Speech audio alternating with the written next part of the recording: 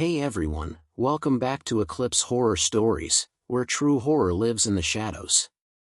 Before we begin tonight's story, don't forget to hit that subscribe button and turn on the bell, so you never miss what comes crawling out next, and tell me in the comments where are you watching from.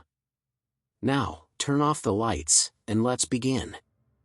When I first moved to Chicago, I wasn't chasing adventure, I was chasing a paycheck. I'd been offered a junior design position downtown and needed a place fast, somewhere cheap but close enough to ride the L. I found an ad online for a studio on Hillvale Street, cozy, utilities included, newly refurbished. It sounded too good to be true, but the photos looked fine: clean walls, big windows, wood floors, and the landlord promised he'd just finished rewiring the building. The first evening I arrived with 2 suitcases and a borrowed coffee maker. The place seemed normal enough. It smelled faintly of paint and detergent, the kind of sterile freshness landlords use to hide mildew. Through the window I could see the top of an old brick church and the faint blue of the lake in the distance. My neighbors were polite but oddly synchronized. The man across the hall, Mr. Keller, greeted me exactly the same way every time: "Welcome home, neighbor." The woman downstairs always carried a tray covered with a towel. I never saw what was under it. That first night, I was too tired to unpack. I made a quick dinner, turned on some music, and sat on the floor with my laptop. Around 11, the radiators started ticking, a slow, even rhythm like someone tapping a coin on the pipe. I'd lived in old apartments before, so I tried to ignore it. But the pattern kept repeating: 3 taps, pause, 2. When it finally stopped, I realized my music had frozen mid-song. The next morning a typed note had been slid under my door. Residents meeting, Friday 8 p.m. basement maintenance. I thought it was strange that they'd deliver individual notes instead of posting one in the lobby. Still, I figured it was just how this building operated. The week passed quietly, though I started noticing how still everything became at 8 o'clock each night. The hallway lights dimmed for a few seconds, the neighbors' TVs cut to static, and then everything went back to normal. I mentioned it to the landlord over the phone. He chuckled and said, "Old timer on the circuit, adds character, doesn't it?" Friday came. I'd completely forgotten about the meeting until I heard the footsteps, slow, deliberate, several people moving together down the stairwell.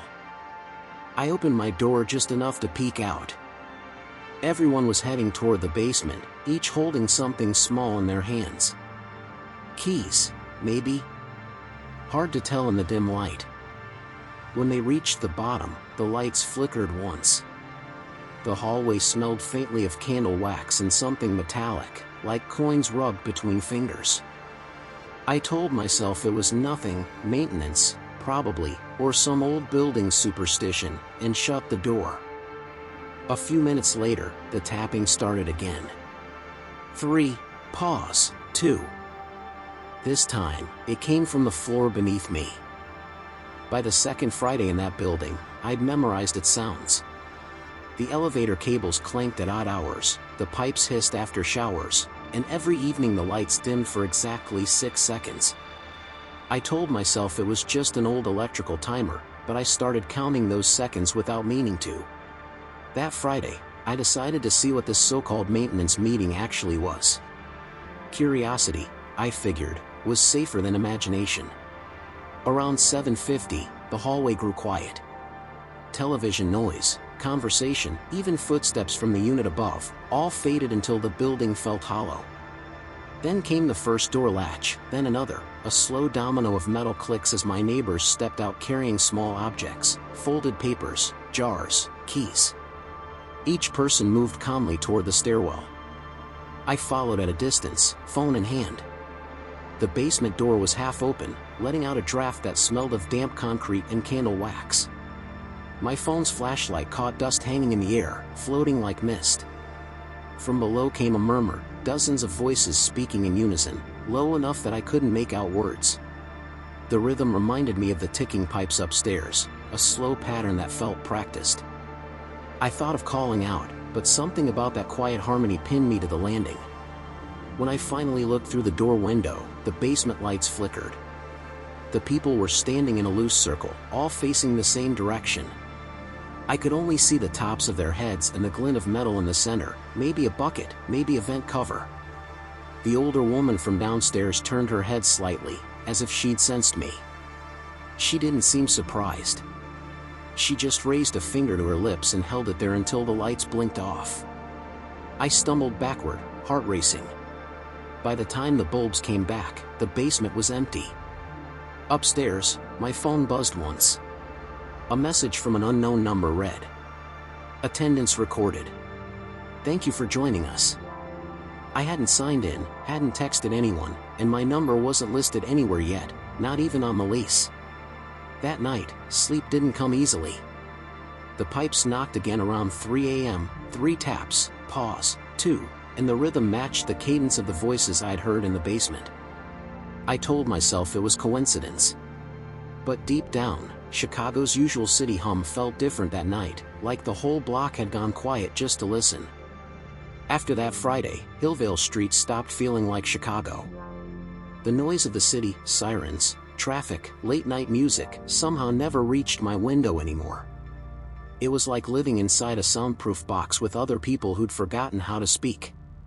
The following week, I tried to keep my head down. I left earlier for work, came home later, avoided eye contact with anyone in the hallway. But even then, things started shifting. My apartment's light switches clicked on and off by themselves. I'd hear the faint scrape of furniture moving when I was in another room, only to find everything exactly as I'd left it. The air carried a faint metallic scent, like old coins rubbed between fingers, the same smell from the basement. At first, I blamed exhaustion. I was still adjusting to my new job downtown, and the stress of deadlines could explain the sleepless nights. That's what I told myself anyway. But by the third week, even people at work began to notice. My supervisor pulled me aside and asked if I was okay. She said I looked pale and distracted, like I hadn't been sleeping. I laughed it off and blamed caffeine, but my reflection in the office restroom mirror told a different story: dark circles, skin washed out under fluorescent light, eyes that didn't quite look like mine. That night, I came home to find a note pinned to my door. "We missed you Friday. See you soon." I tore it down, shredded it, and stuffed it in the trash. But when I turned on the faucet to wash my hands, the water sputtered twice and stopped.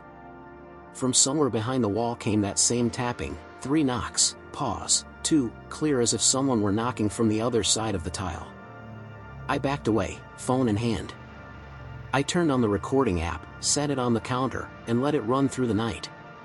The next morning, I played it back while getting ready for work.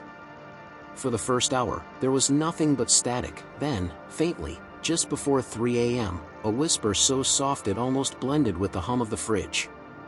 It said my name. Twice. The voice wasn't a stranger's. It was mine. That was the morning I booked a motel across town. Just for a night, to prove the building wasn't getting into my head. At the motel, I slept soundly for the first time in weeks. No knocks, no whispers, just the hum of the air conditioner and the sound of trucks on the expressway. But when I woke up, my phone was flashing with a new message from that same unknown number. "You can check out.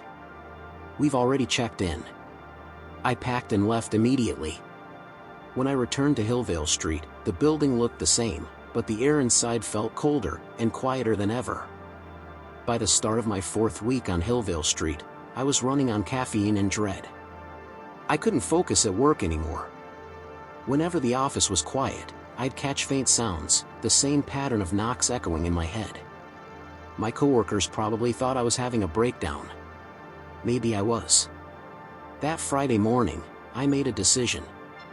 I was going to the basement in daylight. No more guessing. No more half-heard voices or messages from nowhere. I'd take pictures, send them to the landlord, and demand answers. Simple. The stairwell smelled like wet concrete and dust. The bulb above the basement door flickered lazily, buzzing with that high, mosquito whine that gets under your skin. When I pushed the door open, stale air rolled out, the smell of old paper, wax, and something faintly metallic. At first, it looked ordinary: stacked boxes, paint cans, a mop leaning against the wall. I walked carefully, testing each step on the uneven floor. My phone light caught faint footprints in the dust, many of them overlapping, leading to the far end of the room. That's where I noticed it: a narrow, unpainted door, half hidden behind a sheet of plastic. It had no knob, just a small keyhole and a crack wide enough to feel cold air leaking through. I crouched down and listened. For a long minute, there was only silence. Then a soft exhale, like someone breathing just behind the door. I stumbled back, knocking into a low shelf. A box toppled over, scattering old paperwork across the floor. When I bent to gather them, I realized what I was looking at: tenant records, water bills, maintenance reports, all stamped with the building's address. The most recent sheet bore my name, in the same blocky typewriter font as the first note I'd ever received. Move-in date, September 2nd. Move-out date, October 5th, tomorrow. My stomach dropped. I checked my phone to take a photo, but the camera froze and crashed 3 times in a row. When I looked up, the narrow door was open an inch wider. I didn't stick around. I sprinted up the stairs 2 at a time. By the time I reached my floor, my pulse was hammering, ears ringing. But the hallway looked normal: doors closed, carpets vacuumed, sunlight seeping through the end window. I told myself it was exhaustion again. Stress, imagination, a trick of bad lighting. But when I unlocked my apartment, I found the same maintenance note sitting neatly on my kitchen counter. Residents meeting, Friday 8 p.m., basement maintenance. I hadn't printed it. I hadn't touched my printer in weeks.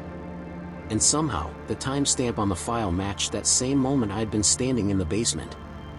I wanted to leave right then, but something stopped me. Maybe denial. Maybe curiosity. Either way, I knew I'd never sleep again if I didn't see what was really behind that door. By Friday afternoon I'd packed a bag. My plan was simple: finish work, grab my suitcase, check into a downtown hotel, and call the landlord from a safe distance. When I got home, though, the air in the hallway was thick and still, like the whole building was waiting for me. The lights hummed faintly. Every door was closed, not a single sound from any unit. Even the usual smell of coffee from the downstairs cafe was gone. I hesitated at my own door before unlocking it. Inside, everything looked perfectly normal, exactly how I'd left it. Suitcase by the couch, blinds half drawn, the note from that morning folded on the counter. Only the clock on the wall was wrong. The hands had stopped at 8 p.m. Then the lights flickered and died. I grabbed my phone for light, but the battery bar blinked red and shut off instantly. The darkness wasn't total. A faint red glow seeped from somewhere down the hall, the same color as the afterimage you see when you stare at a bulb too long. I called out, just a reflex, to anyone who might be there.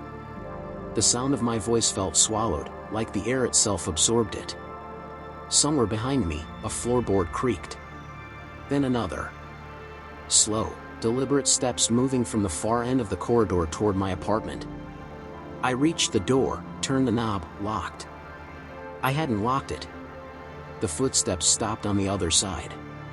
For a moment, there was only silence and my own breathing. Then 3 faint knocks. Pause. 2 more. The same pattern that had followed me since the first night. I yanked the door open. The hallway was empty, only that red glow pulsing faintly along the ceiling. I ran for the stairs, but halfway down the first flight the steps changed beneath my feet, from wood to something that sounded hollow, like metal ducts. My balance slipped, and when I caught the rail the texture was wrong: cold, slick, almost damp. Below, the basement door stood open again, though no light came from within. I should have run out the front instead, but every sound seemed to come from that doorway: the hum of the building's wiring, the faint whistle of air vents, even my own heartbeat echoing through the concrete. When I looked over the railing, the darkness below shifted, like fog caught in a draft. For just a second I thought I saw a reflection in it, my apartment window, glowing faintly red, even though I was nowhere near it. I turned back toward the lobby. The corridor stretched farther than it ever had before, the exit sign at the end flickered like a dying match. Every few steps, the wallpaper changed pattern, green, then gray, then plain concrete. My hand brushed the wall and came away dusty. At last I reached the glass front door. Outside was fog so thick it pressed against the panes like smoke. I could see the faint outline of the streetlight, blurred and pulsing red. My reflection in the glass blinked a moment later than I did. I dropped the suitcase and took a step back. Behind me, every door in the hallway creaked open at once. The sound that followed wasn't a voice exactly, but I understood it all the same. A single word whispered through the vents, through the pipes, through the thin air between walls. Stay. Then, silence. The lights steadied. The clock on the wall started ticking again, though the hands never moved past 8.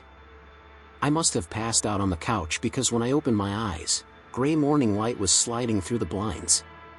For a moment I thought I'd dreamed everything, the fog, the locked door, the voice. The apartment looked almost cheerful in daylight. I made coffee, sat by the window, tried to convince myself I'd just had a stress-induced episode. Then I noticed something odd outside. Hillvale Street was empty. No traffic, no pedestrians, not even the bus that usually groaned past at 8:10. The stoplight at the corner blinked red over and over, never changing. I glanced at my phone, 8 a.m. The same time frozen on the clock last night. When I tried to call work, the screen lit up but no sound came through, no ring, no static, just silence. I told myself the network was down, maybe another outage. Chicago has them all the time, right? I decided to go downstairs and step outside, if only to feel the wind and prove the city still existed. But the hallway wasn't the same. The exit sign was gone. The carpeting that used to squeak was smooth concrete now. Every door bore the same number plate, 7B. I called out for the landlord, for anyone. My voice didn't echo, it just stopped midair. Back in my unit, if it was still mine, the clock ticked steadily again, both hands still pointing to 8. A folded note waited on the counter. Tenant confirmed. Thank you for staying. The paper smelled faintly of wax and metal. When I blinked, the letters rearranged themselves, tiny fragments shifting like dust until they spelled my own name. That's when I realized the faint hum in the walls had returned, only lower now, like breathing through concrete. Every few seconds it paused, then resumed in the same slow rhythm that had followed me since the first week.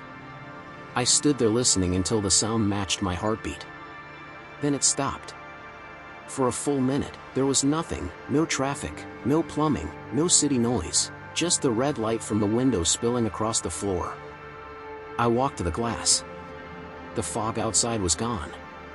In its place stood another figure behind the reflection, suitcase in hand, looking up at my window the same way I had the first night I moved in. He waved once. Behind him, the sign above the entrance flickered back to life, for rent, available now. The hum began again. And somewhere deep in the walls of Hillvale Street, something knocked, 3 times, pause, 2.